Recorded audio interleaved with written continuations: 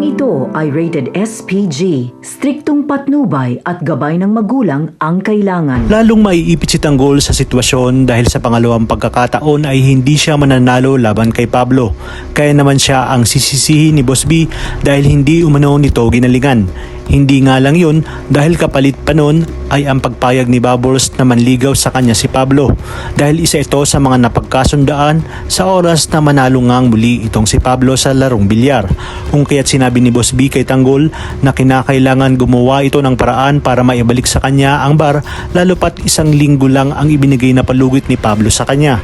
Dito napilitan ngang pumayag si Tanggol sa alok ni Marcelo. Kaya naman sa muli nilang pagkikita ay tuwang-tuwa nga itong si Marcelo dahil ito na umano ang simula ng pagyaman ni Tanggol at mailalabas na nito ang kanyang tropa sa bilibid.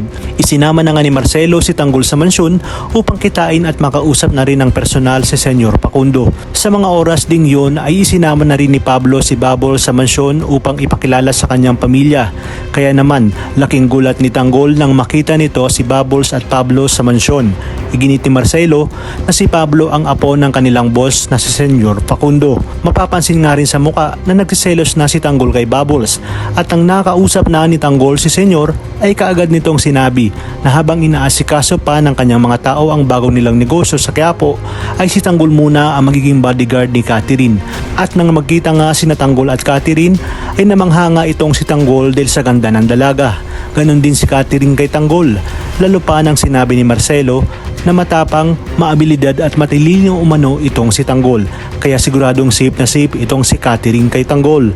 Dito nga nakaramdam ng selo si Bubbles ngunit hindi niya ipinahalata lalo pa nang nakita niyang nakangiti si Tanggol at Catherine sa isa't isa. Naku, humanda na nga itong si David dahil sa oras na makita siya ni Tanggol at mapag-alamang Jesus Nazareno ang pakilala nito ay tiyak mabubulilyaso ang mga plano ni David at Olga.